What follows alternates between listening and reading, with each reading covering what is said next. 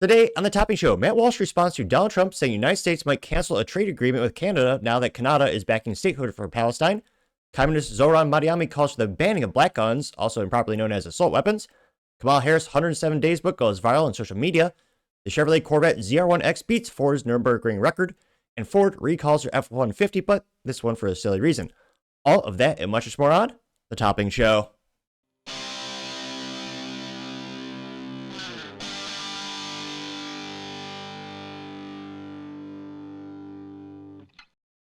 Thank you, everyone, for taking the time to tune in today. Today's episode of Topping Show is proudly sponsored by Topping Technologies. Topping Technologies is an IT value-added reseller and services company with a special proficiency in IT security.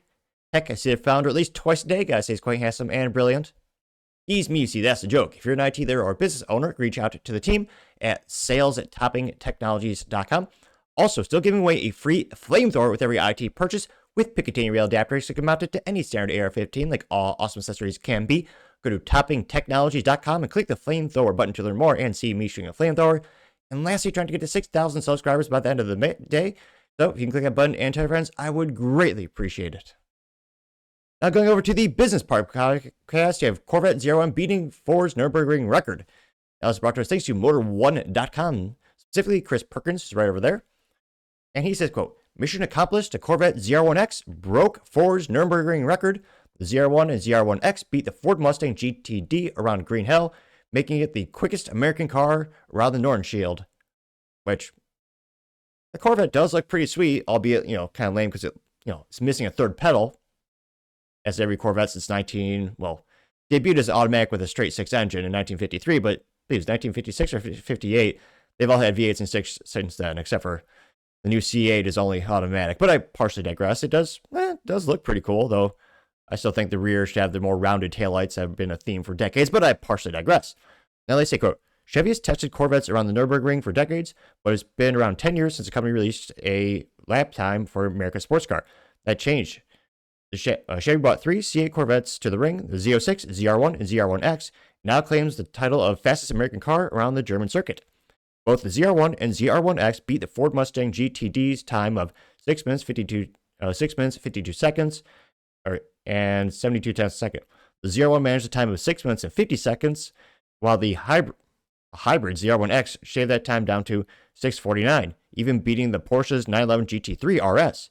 Meanwhile, the Z06 set a very respectable 7-minute 11 time, which, again, is pretty darn good. I can't believe this is a hybrid. Jeez, what is this world coming to, folks? But nevertheless, they say, quote, all 3 Corvettes were stock production cars except for some safety modifications, a roll hoop, bucket seat, 6-point harness, and a fire suppression system. Each featured its respectable optional package and the Michelin Pilot Sport Cup 2R tires. The Nürburgring officially considers these 3 prototype cars. However, the Z06 was a US spec model, and the ZR1 and ZR1X aren't sold in Europe. Now they say the lap times were set by Chevrolet engineers.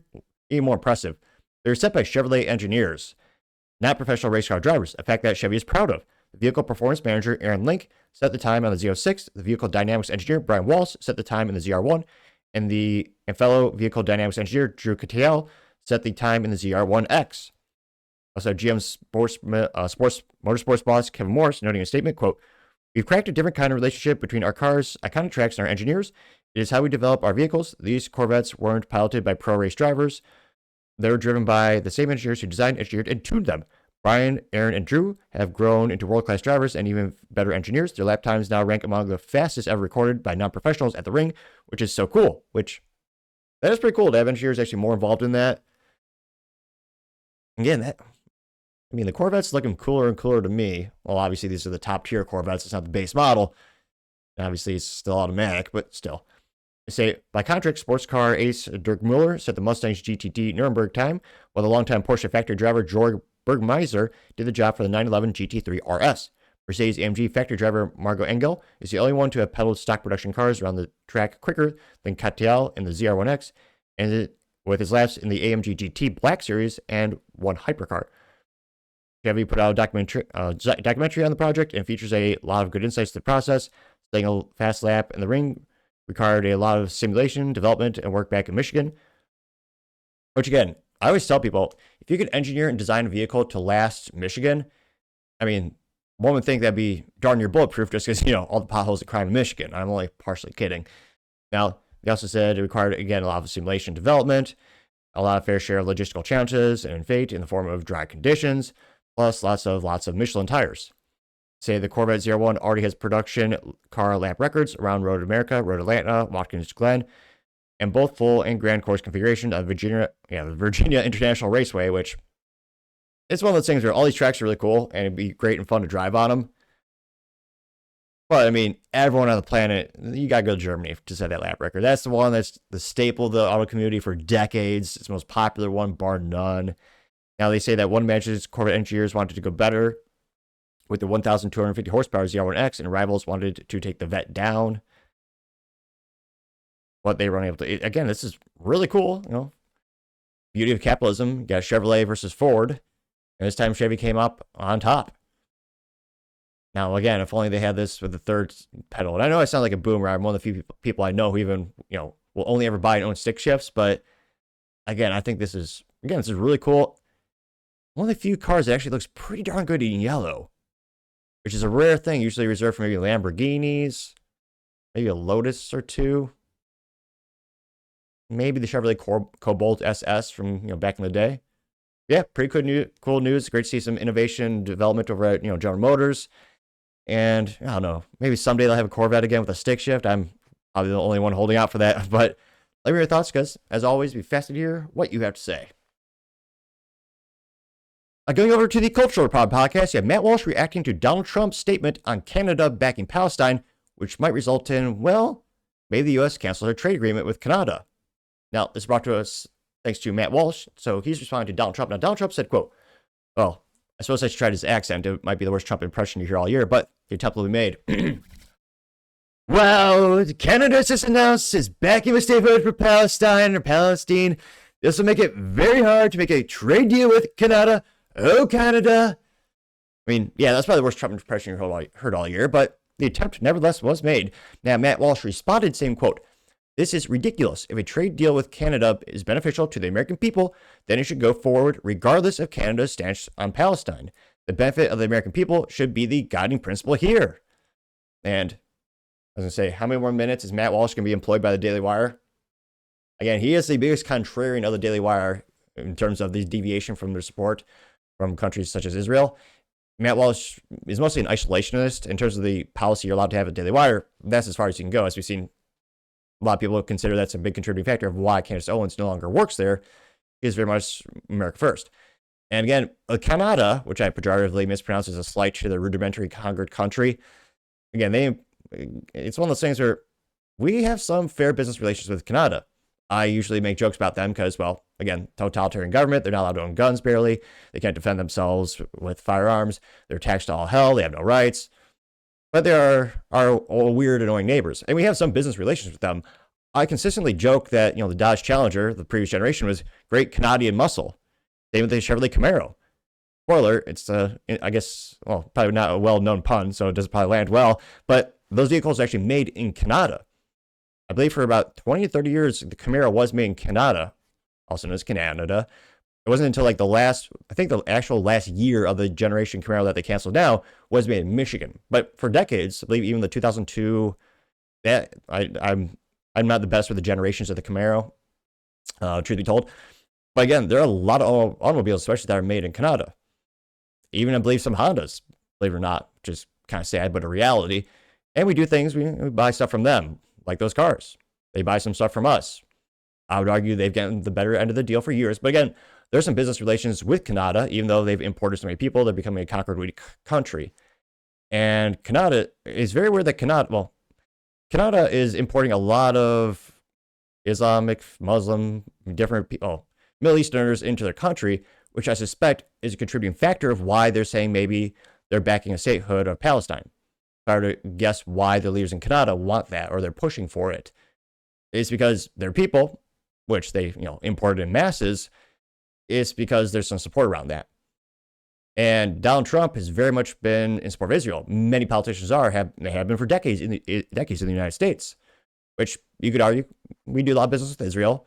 mean, they are one of the largest manufacturers of cybersecurity software on the planet and some military hardware. The Elbit Systems being headquartered in Israel, having a U.S. headquarters in Fort Worth, Texas. That's known for making the headset for the F-35 Lightning II, or the helmet that has very impressive graphical technologies. One of the coolest things is when you look at the helmet, if you look at your feet, you actually see the ground beneath you, not your actual feet, because of the projection and the cameras. It's fascinating technology. But then, since, well, you could also argue we give them over $3 billion a year in aid. So again, I can understand Donald Trump's trying justification with that in terms of business deals. But again, canceling trade with Canada would hurt some Americans as well. Because again, Canadians buy from us. I wish we'd import more freedom in that country, but I guess we could probably take over Canada in one day if we were honest. But I mean, if we were to stop trading with Canada for a while, that would hurt American manufacturers. That hurt American software companies. There are still a fair amount of things that we export. We're not just a services economy in the United States. We're one of the largest, most successful software manufacturers on the planet. So I have pretty good automotive manufacturing, and it's getting better and better.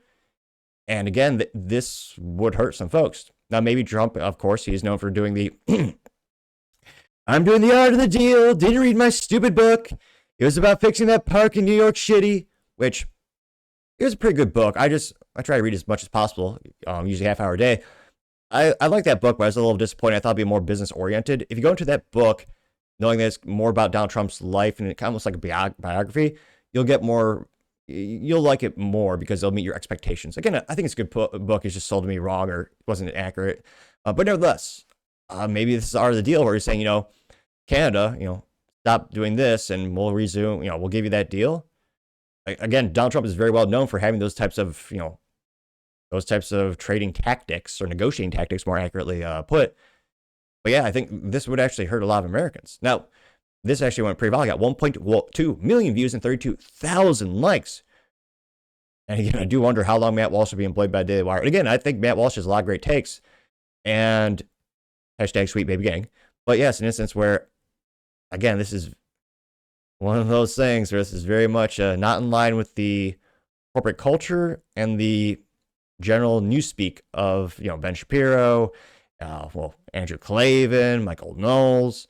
Again, some of those guys make good points. This is one of those topics that where I almost do fear, and I think Matt Walsh is big enough. I guess this is kind of extrapolating this topic a little bit, going a little bit ADHD. I think Matt Walsh has enough of a following that he could be very successful, independent, very similar to Tucker Carlson. Where Tucker Carlson I think he's actually more popular, well-respected, and better known now. And I think he's actually making perhaps even a better living, fiscally speaking, being completely independent. I think of all Daily Wire reporters, and look at Ben Shapiro. Well, Ben Shapiro's not going to leave. He's co-founder of the company. I mean, you got Michael Knowles, Andrew Klavan, Matt Walsh, Reagan Conrad, for the three people who watch the comment section still. I shouldn't laugh too much because their views are still greater than mine, but still, I do wonder how much longer Matt Walsh will be employed at the Daily Wire. Now, going down to the comments of the video, the first one comes with thanks to Candace Owens saying, America second, Matt. Now you have a contrarian statement, which again, life is more interesting, which Laura Loomer, I wish I knew her accent because she wrote a book. Again, this is one of those popular or most liked responses, so I'm going to read it in full and try not to stutter too much. Which again is a friendly reminder to click that subscribe button. When I first started the show, I spoke faster than Ben Shapiro and more awkwardly than Joe Biden trying to climb upstairs. But as I slowly but surely gained more subscribers, I've gotten better at speaking. A lot of people in the comment section of my videos will say, it's barely anything at all. Though I would argue, statistically speaking, an improvement. So don't forget to tell your friends and tell your enemies too about the show. Your enemies might be so enamored and impressed by your preference of material, they might then become your friends and you can bond over the Topping Show. Or they find it so viscerally disgusting and visually disgusting that the enemies then get even angrier at you. It becomes a physical altercation, so perhaps I shouldn't recommend that. But in all seriousness, your friends and your enemies, if anything, you'll have an interesting story out of it. And again, click the subscribe button. Greatly appreciate it. Now, this is from Laura Loomer. Now, Laura Loomer says, quote, Canada is our neighbor to the northern border. That is true. Thank you for letting me know, Laura. But I'll read the rest, seriously. She says, quote, we don't need these so-called conservatives like Matt Walsh to understand that Canada's position on the Palestine state directly correlates to Canada's immigration policies that have allowed for mass Islamic migration into Canada, which turned into mass illegal migration into the U.S. and by many of these unsavory Islamic individuals. Canada allowing themselves to be a safe haven for Islamists who want Hamas to have their own state negatively impacts the U.S. national security, which has consequences as it relates to our trade relations with Canada. Are people forgetting that one of the main reasons why President Trump implemented his tariffs was to punish countries for the facilitation of the invasion and the flow of fentanyl in the United States?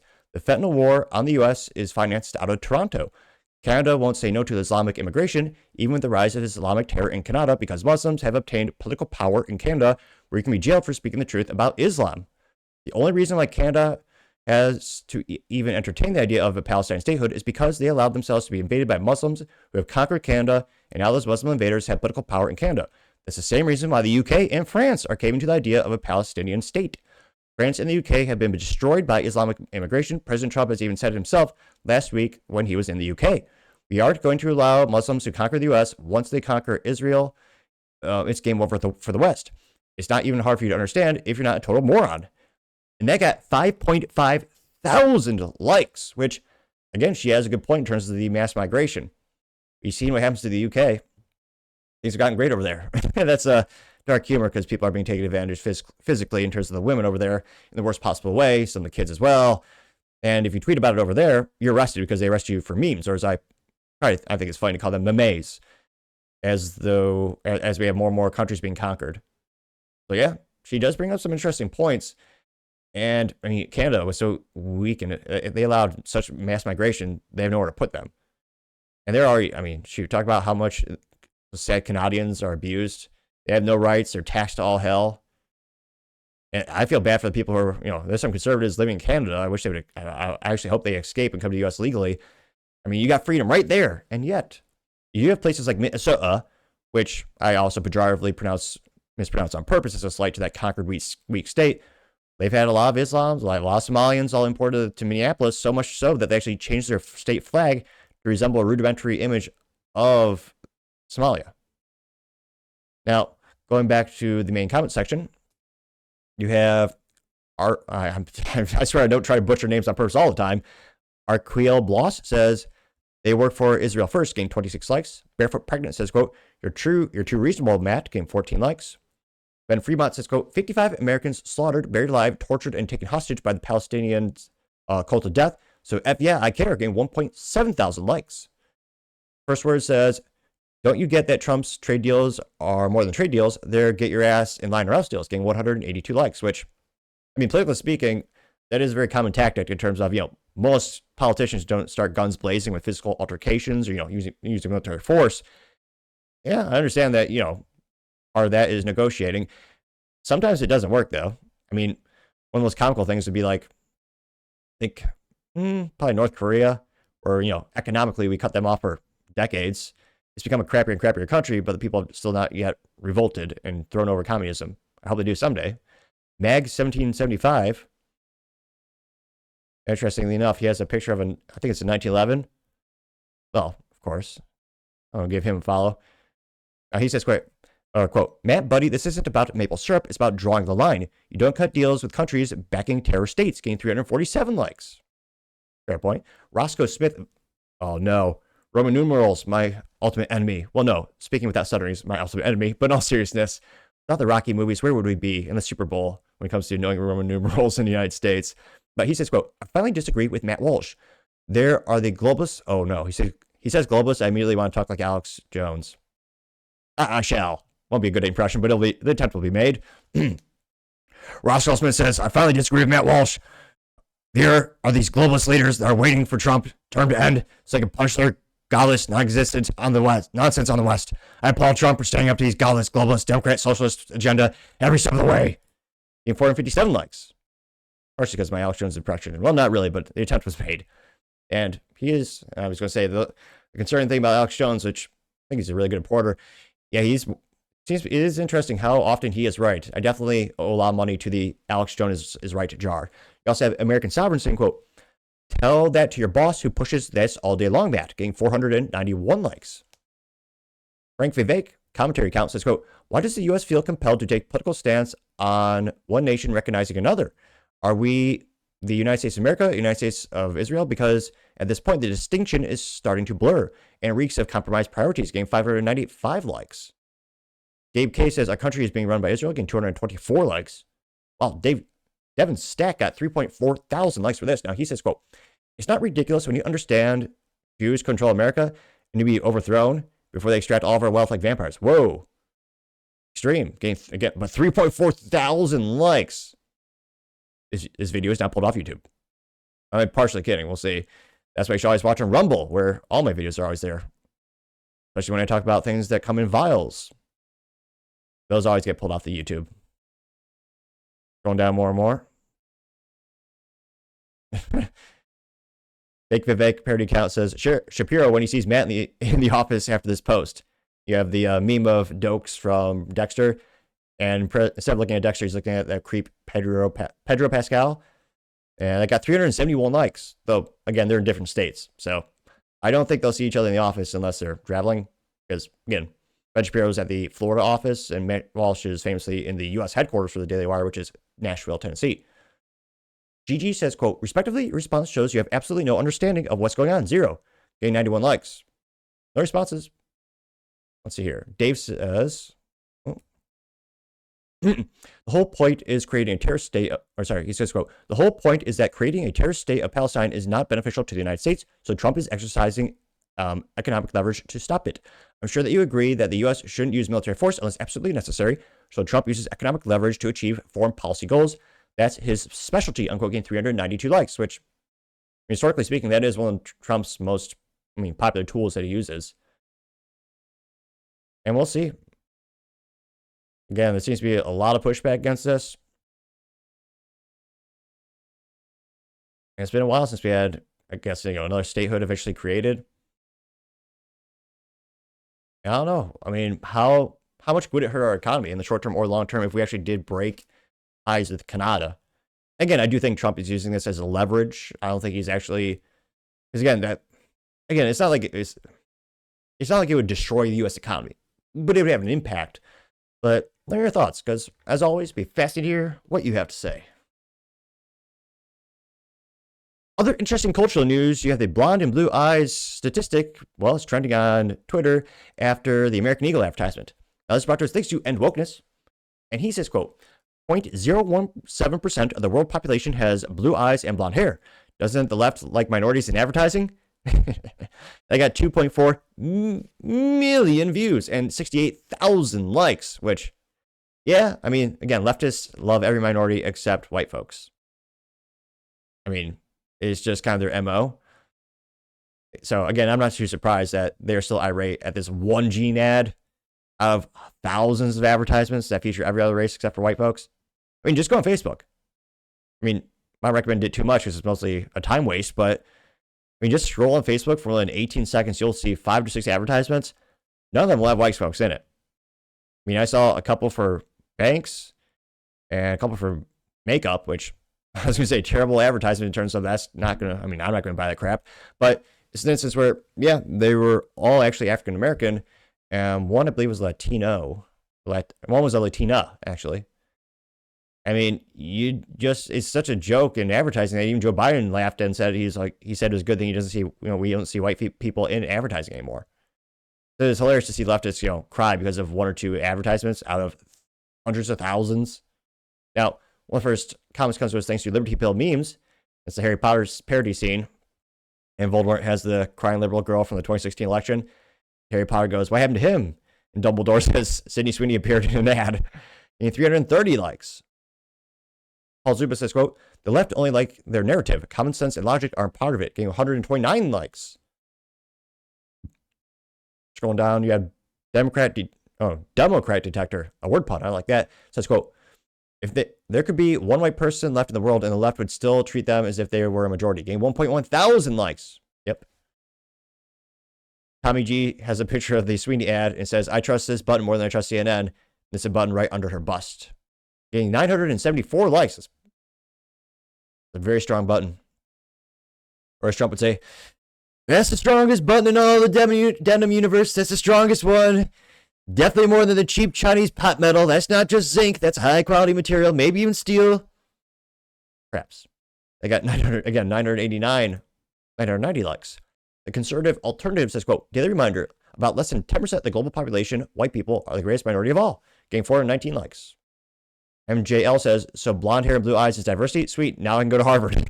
Getting 729 likes, which, yeah, Harvard, one of the most racist schools ever. literally was discriminating against people who had higher test scores and better extracurriculars, just so that minorities can get in. Yeah, let's just say, yeah, that's also an interesting cultural difference when you look at the Asian community. I mean, this shown that Harvard was discriminating against Asians, who again had the highest test scores and the most extracurriculars, and Harvard said it would not let them in Harvard. They had quotas saying, "Oh no, we've got too many Asians," says Harvard. And instead of rioting or causing a ruckus, the Asians just worked even harder and got even higher test scores, which is interesting. And again, they eventually some of them did finally get in. Just worked like hell. Yes, he says, well, he has a picture of the Sweeney girl. It says, "It's okay to be white," getting 807 likes. Pamphlet says, quote, "Despite making up less than 0.02% of the world, they make up 50% of ads. Still think whites are the victims," getting 454 likes. Going down more and more. Bunch of graphs talking about the world populations. Let's see here. The Vault has a picture of a guy with the dry erase board. Says, "I wish people question Fauci as much as they question RFK." Good point, but not really relevant to this. Still got 154 likes. Gibby Turismo says, "American Buffalo." It's the fat Democrat chick that Democrats paid millions of dollars because they thought she would win back the male vote. Who, again, she's a very overweight, obese woman, leftist. Well, I guess there's a little bit of that is redundant. But yeah, she's very pro-LGBT and thought, masculine femininity is, yeah, she was one of their plans, or kind of thing, just a money funneling system. They said she was going to win back the male vote for Democrats. Yeah, spoiler alert, hell no. Going down more and more. I forget what movie it is. Not the day the Earth stood still. It's the one in which the gentleman had the sunglasses, and only after he put the sunglasses on, he could see the aliens and the actual advertisements. You lose me at the moment, but this is posted thanks to I Love American News. It says DI racism. And before he has the sunglasses on, the poster board says abolish whiteness. And he puts the glasses on and says kill whitey, getting 169 likes. C says white people are global minority, getting 125 likes. Gibby Turismo simply has a picture of a girl, says Harry Sisson has gay genes, getting 165 likes. Going down more and more. Not seeing any contrarian comments here. Now, again, do I think culturally speaking, this is going to be the new default for advertising? Absolutely not. Again, the advertising community has had the standard template for over a decade. And again, apparently some of them are making some sales when they're doing it. So I guess making money. But I don't think it's going to change that, like, more advertisements I don't even think 10% of advertisements in the fashion community will ever be white again. I think it'll still be like, maybe it'll increase exponentially to 1%. But let me know. Do you think, I think their ad sales I think the sales of jeans will go up. Do you think it'll be enough for other companies to start having white people in advertisements again? And when's the last time you actually saw an advertisement with a white person in it? Let me know your thoughts, because as always, be fascinated to hear what you have to say. Now, going over to the political part podcast, you have communist Zohran Mamdanai calling for the ban of black rifles, also known as assault rifles. That was brought to us thanks to Benny Johnson. He says, quote, "Breaking communist Zohran Mamdanai calls for an immediate nationwide ban on assault rifles." Which, again, he won the New York City primary for the mayoral candidate, so he's a leader. He's going to be running for the DNC, or he's a Democrat runner for the election. The only thing this guy ever did right in his life is, well, he did suit up. He has one redeeming quality. He's smart enough to put on a suit, which actually makes him smarter than many Democrats, but nevertheless. And as New Yorkers across the 5 boroughs and Americans across the country mourn this mass shooting, we are reminded that no matter how strong our gun laws are in this state, we are only as safe as the weakest laws in this nation. And so in this moment, the onus is on all of us to follow the words of Alain's brother. The brother? Is he talking about Representative Omar's husband or brother? To put forward a vision of stronger gun laws. And I echo the call from Governor Hochul for a nationwide ban on assault rifles. I laugh because, yeah, that's never going to happen. Thank God there's some intelligent people on the Supreme Court. Not many. But yeah, one of the most common references when it comes to firearm rights is the ruling that you cannot ban firearms in common use, which, again, well more than 50% of all rifle sales in the United States are of the AR-15 variant pattern. One of the best implements, one of the best guns ever invented. I mean, Eugene Stoner is a brilliant genius. Ironically, he invented it in California, which, bans them, but via the Armor Light Company when it worked there, hence the rifle being called Armor Light Rifle, AR-10 and AR-15. But yeah, he said, we're going to ban these. Well, it's unconstitutional. And then they'll say, oh yeah, it makes people safer. No. When the assault weapon ban was implemented, which the United States had, I believe it was from 1994 to 2004, 3 studies show they had zero impact on any mass shooting events or small robberies. Had no effect on it. They still happened at the same exact rate. All you did was disarm law-abiding citizens. And right now, there are so many AR-15s in circulation in the United States, there's no conceivable way for you to ban it. Even if you somehow got an injunction, somehow banned the new sale of those things, it won't make a dent in the overall number. We saw the same thing with the not just a bump stock ban, but the pistol brace ban. There's an estimated 11 to 40 million of those things sold. Less than 1% of those were turned in voluntarily when they were made illegal. Less than 1% of people turned them in. A lot of people lost them when they were out fishing. Funny, after the ruling showed that they were legal again, they all showed up on Gunbroker and everyone had them again. And that was just for an AR-15 accessory. Again, less than 1% of people complied. And it's sad that that number was so high. When it comes to trying to ban the most popular firearm in the United States for the rifles, it will never happen. Now, again, obviously, we should still stay vigilant.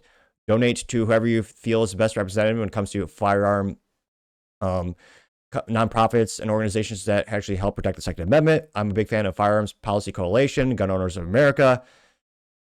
It used to be the NRA until they sold out years ago. I appreciate they do some good safety trainings, but when it comes to people who are fighting for gun rights, I like the Firearms Policy Coalition as well as Gun Owners of America personally. So again, I'm not paid ambassador. Again, I don't have any affiliate links or anything like that. So again, we should always be vigilant.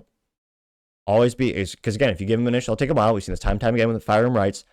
But he's talking about, oh yeah, we need to ban these guns. First of all, Democrats, they're clever. They studied this and did polls asking what's the most scary term we could use for firearms. They actually, did multiple studies. They found sniper rifles, they don't sound scary enough. Assault rifles, that sounds scary. Most people think assault rifle, they think it's fully automatic. They should all be fully automatic. It's our God-given right.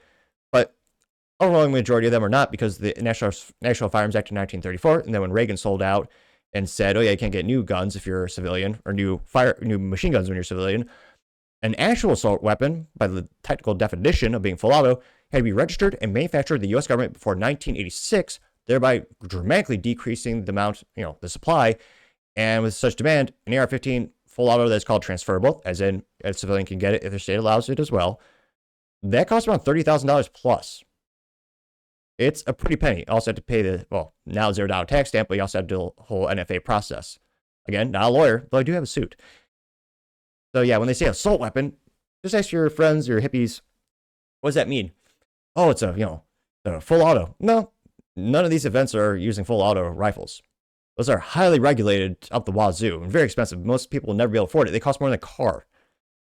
And it's an instance where, oh yeah, it's a 30 round capacity. Yeah, that's the standard capacity. It's been that way for decades. And they say, my favorite BS question that liberals say is, why do you need this? Very simple. The government has it. We should have more. Not only should we have that, we should have superior firepower, because that's what the founding fathers believed in. Because again, the founding fathers were all about limiting the government's power, not the people's power. And by the way, back then, fun fact, you could own a cannon, you could own anything. The civilians had their own, they had private armies back in the day. But I partially digress. But again, he's going to get some people to vote for him because there are some communists in the United States who think guns should be banned. They think only the government should have guns, which is also funny because those same people don't trust Donald. They think Donald Trump is evil and corrupt. Well, yeah, if you think Trump's the most evil thing on the planet, when you want to be able to defend yourself, if you truly believe that, I don't think they do deep down inside. But yeah, the Second Amendment is the most important of all of them, I would argue. Now, this went moderately viral, got about 882,000 views and 2.2 thousand likes. Well, the first one comes to us thanks to, well, I'm a little biased, not the most liked one, but most handsome one, me, the Topping Show. I say, quote, "Oh no, people are drowning. Quick, we need to ban all of the water everywhere," which only two people got or liked, but that was an old metaphor that Ted Nugent used to use back in the day when he was more public facing on interviews talking about firearm rights.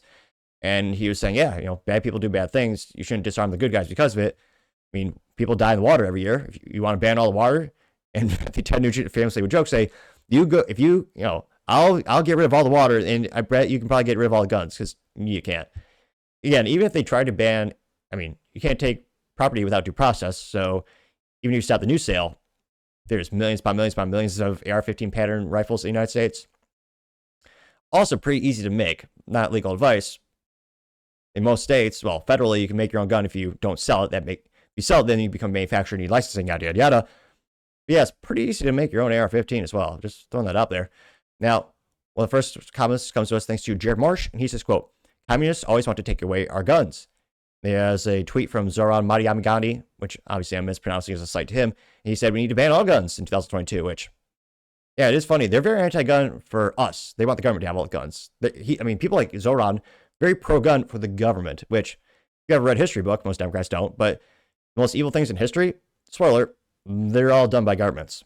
Every single time. And always when they take guns away, first from the civilians. Every single time. They got 628 likes. You also have Austin Rogers saying, quote, "This foreigner should shut the F up and stop telling Americans what to do," getting 2.2 thousand likes.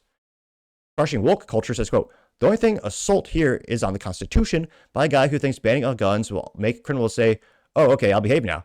These people don't want safety, they want control, and they'll trample your rights to get it. Not going to happen." American flag emoji and firework emoji. Getting 743 likes.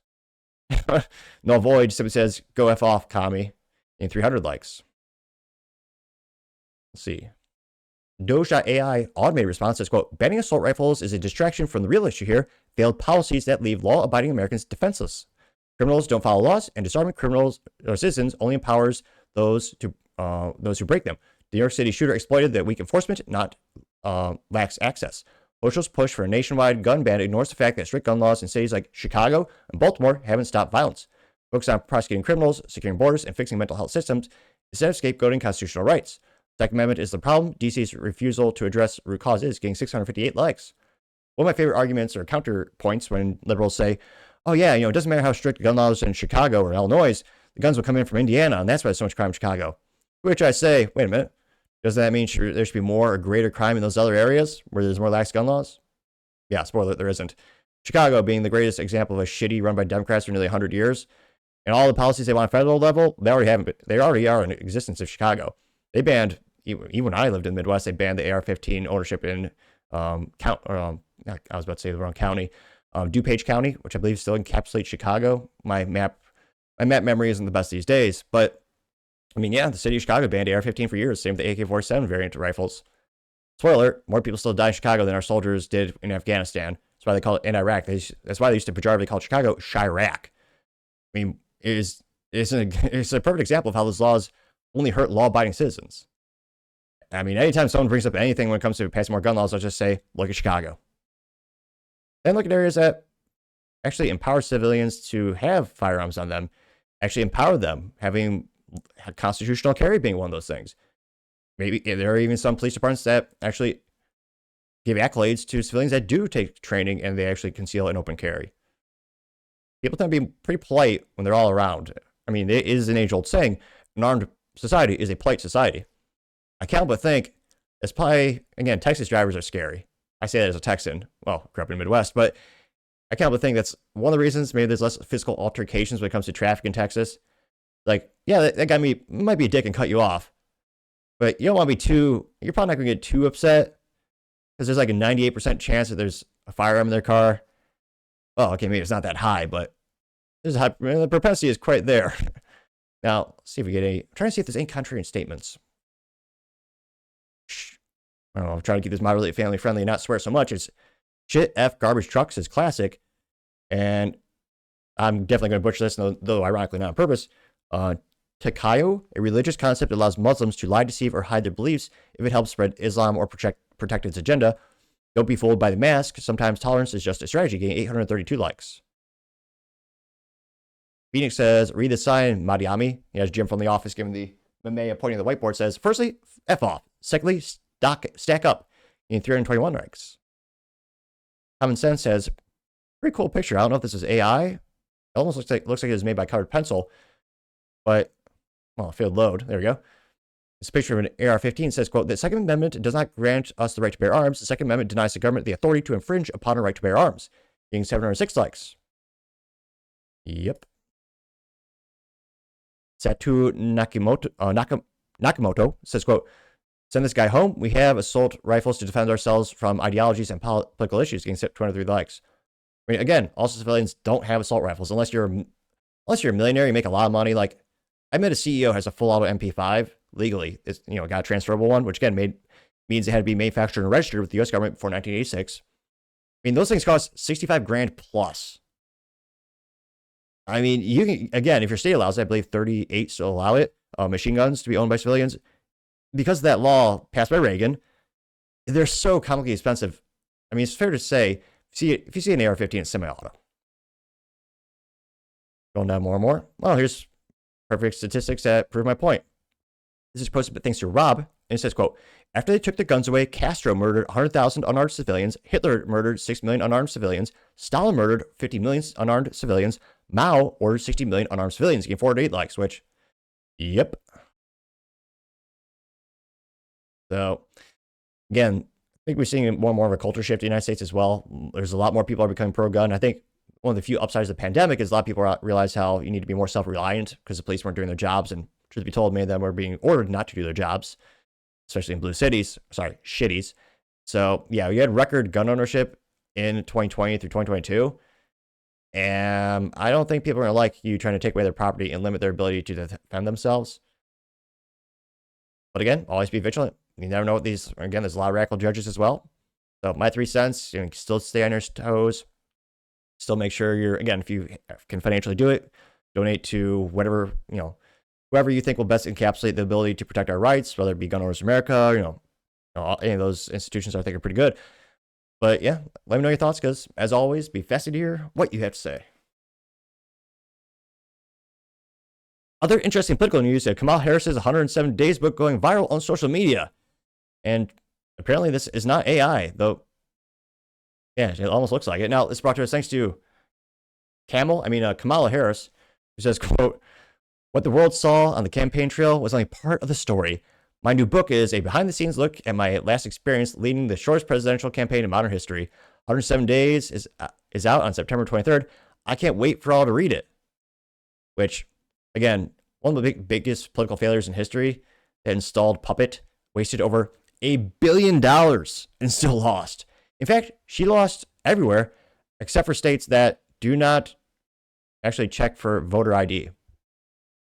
I can't but think that's not a coincidence. I believe of the 14 states she won, 13 of them do not require voter ID. Totally coincidence, I'm sure. Yeah. But let's hear what she has to say.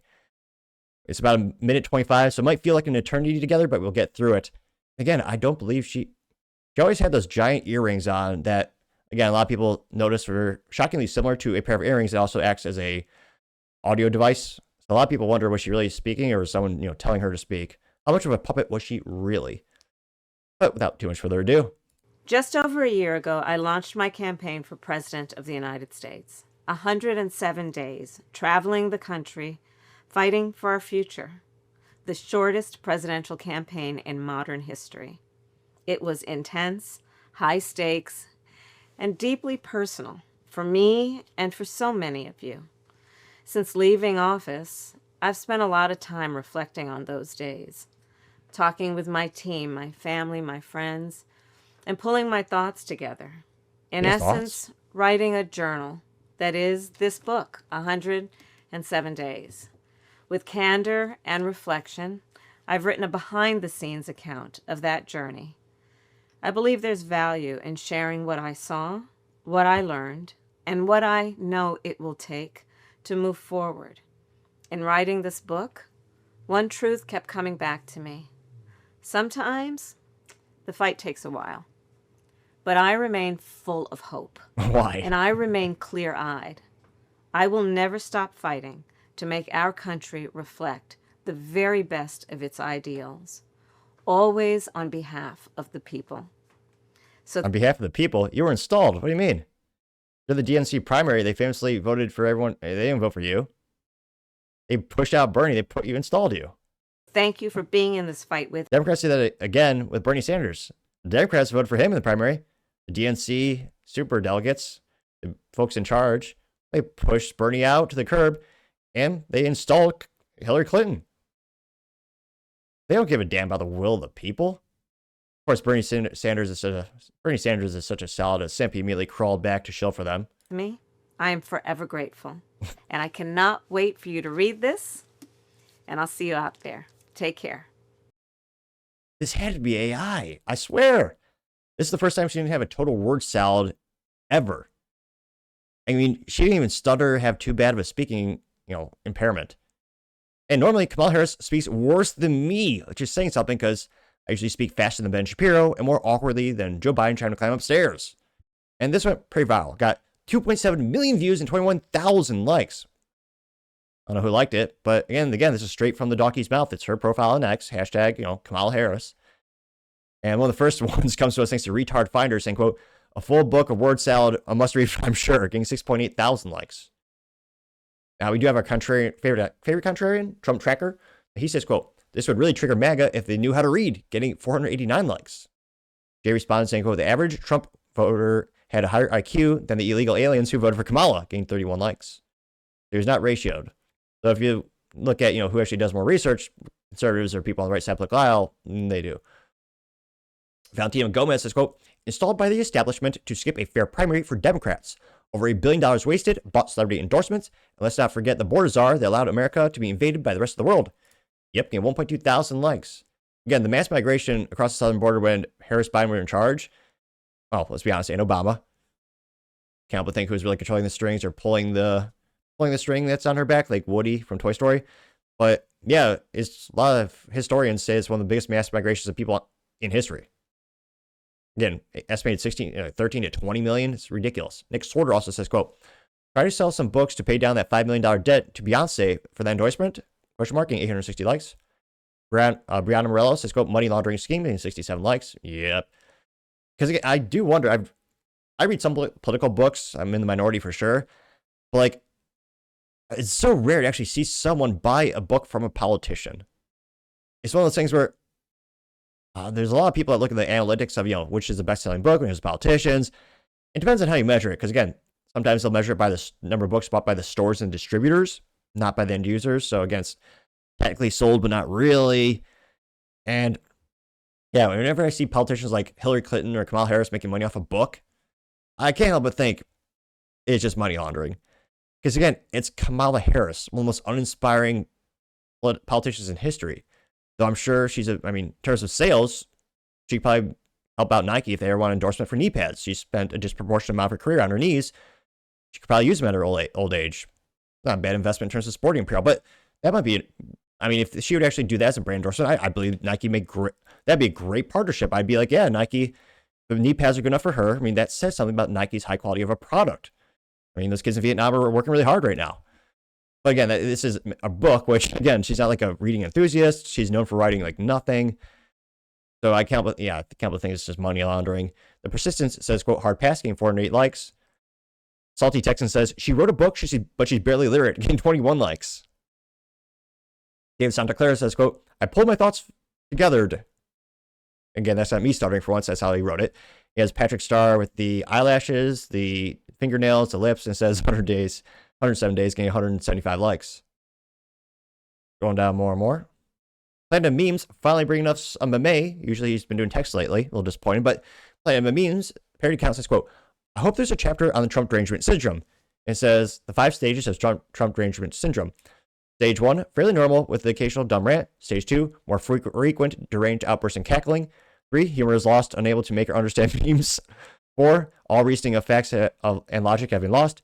5, end stage TDS, there's no cure at this point. Now, the pictures for each stage is of Kamala Harris looking older and more decrepit, which, again, I don't have much of a soapbox or ground to stand on when it comes to visual appeal. I know that.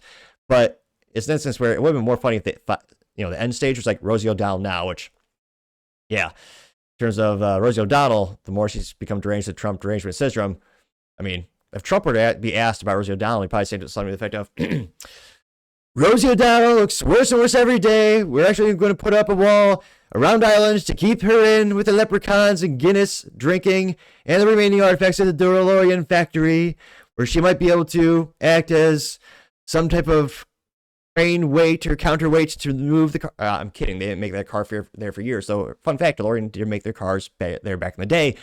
But yeah, I think stage 5 should have been a picture of Rosie O'Donnell.